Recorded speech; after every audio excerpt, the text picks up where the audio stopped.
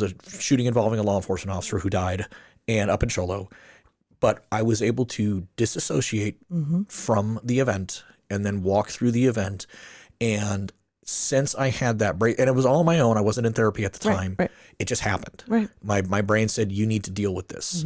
And I heard a really interesting statement the other day that your central nervous system will bring out and deal with what it can and suppress what it cannot. Interesting. And it was very interesting. And so from that moment though, I've been good. It's everything, a lot of things have cleared up and all that stuff. And it was at that time when I really became an advocate for cannabis use with purpose. Right. Well, all of this needs to be with purpose. And that's the caveat, right? So you go, well, is our fire department allow for that? I mean, they're not using it to get high. Right. They're using it to cope. They're looking for tools and natural, mushrooms and cannabis. If we're going to, I'm not advocating for anything. I'm just saying I advocate for firefighters. So Amen. if this is going to help you and this is a tool that helps you be happy, because at the end of the day, we all deserve to be happy. It's not just about getting through it. Right. We shouldn't get through the 25-year, 30-year career. We should enjoy it too. Yeah. Amen. We're supposed to have lives outside of this and that we can thrive in as well. So if you need to look for a tool to do that, for a way to cope, let's do it. Yeah. But let's do it safely. Let's do it smart.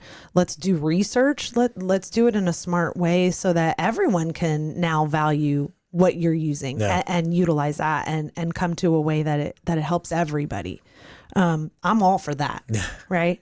So you shared your story. I'll share something personal for Please. me. So I'm allergic to all pain medications. I can't take anything. Okay. The vomiting is just out of control. And they'll say that's not an allergy. It's a, sensitivity, but I'm telling you, it's an allergy when you have abdominal surgery. So I was diagnosed with endometriosis at 18, my freshman year of college. Ended up having to have surgery, and they prescribed me opioids, Vicodin, because I'm 18. I'd never had anything where I needed it before. Well, endometriosis is in the uterus. So I had scars and pain in my lower abdomen. And now I'm vomiting profusely for days. Can't keep anything down. I have scars. I'm in pain. And after 3 days, my mom had called the doctor. They're like, we can give you more. We don't want more. Right. My mom called my dad. They'd been divorced forever and said, I need help. He brought over some pot. I got high on my parents on the back porch at my mom's house. First time I'd ever gotten high or smoked any. I was kind of a goody two shoes. And I had a banana and I went to sleep. And it was the first time I slept and the first time I ate for 3 days.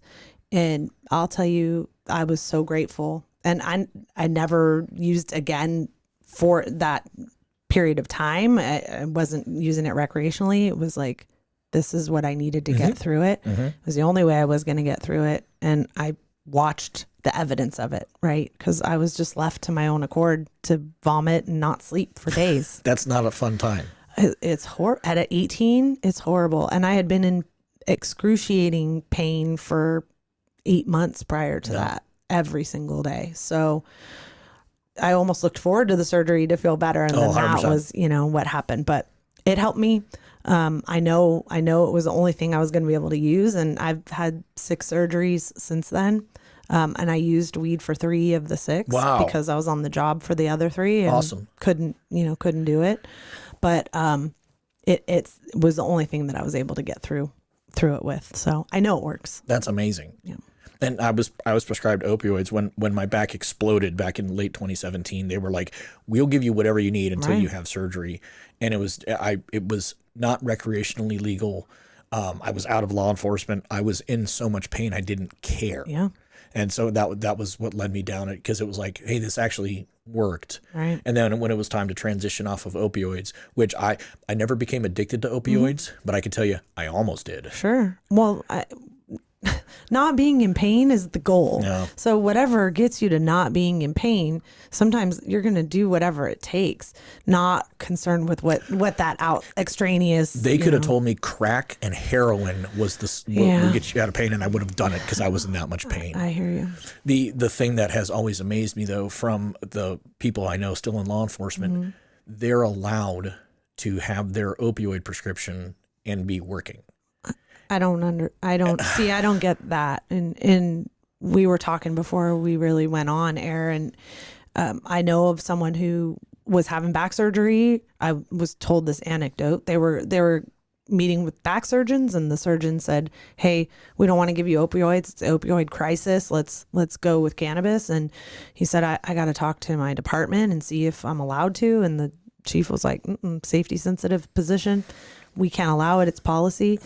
So goes back to the surgeon.